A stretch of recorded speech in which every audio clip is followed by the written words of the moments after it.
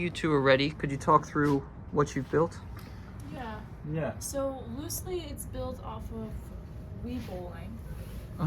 So that's what we kind of tried to mirror with our remote setup, and then like the general gameplay. Okay. So it's Pi Bowling. Yeah, it's fine. Yeah. Unfortunately, since this is an only accelerometer, we couldn't get everything going the same way as would be in Wii Bowling. So you can press the top button here, and it'll bring you to the playing screen, and then you can now choose where you want your starting position to be, and then your arrow changes the direction in which you're going to shoot, and then you can decide on that, and then as you click on this button, you can swing the remote, and based on the speed of the accelerometer, the ball will go faster or slower, and also based on spin. Okay. So for example, here we're shooting kind of to the right, so we can put some left spin, and then that does that. Cool. Wow, that's a strike. Doesn't happen very often. That's very surprising. You've been practicing.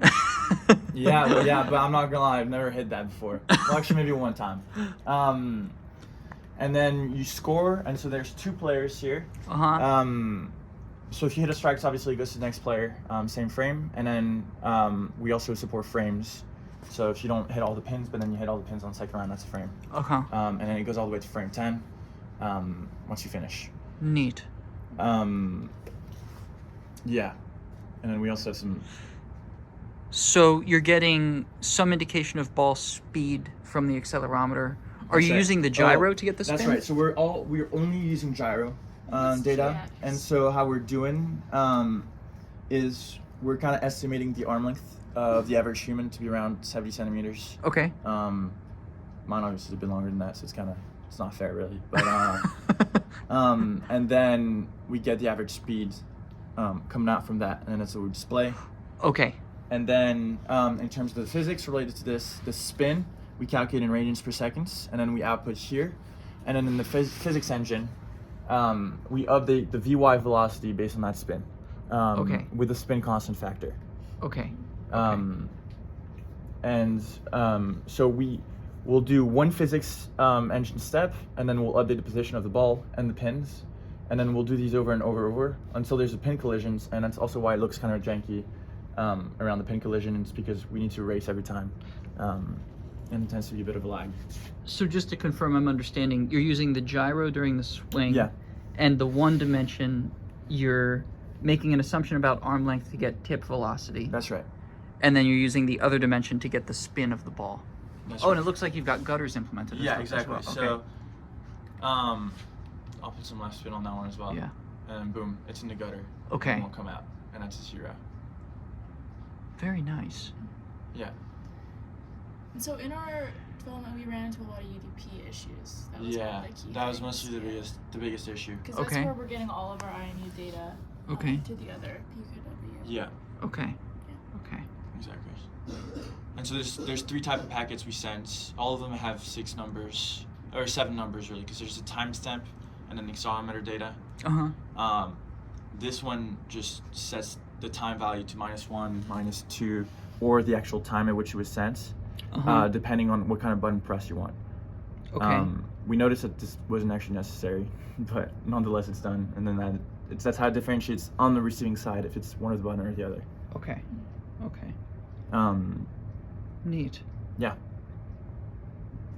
Cool. I think if we were to do it again, we would, the other sensor, it's like a magnometer. Yeah. Magnetometer? So the people who did the mini golf, Yeah. I kind of wanted to use that. Yeah.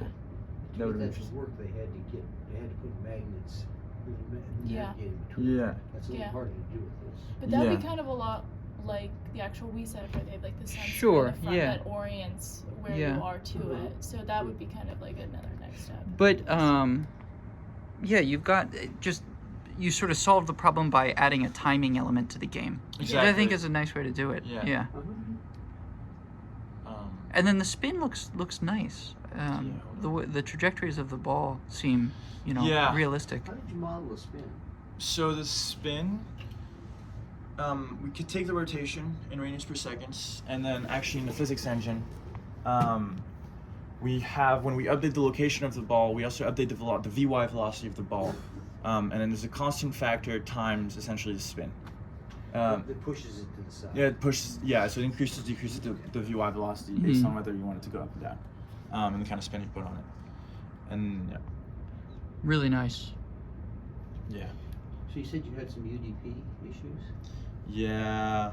Drop Also, buckets even or our anything? code is not magical. We have to do something kind of weird for the setup.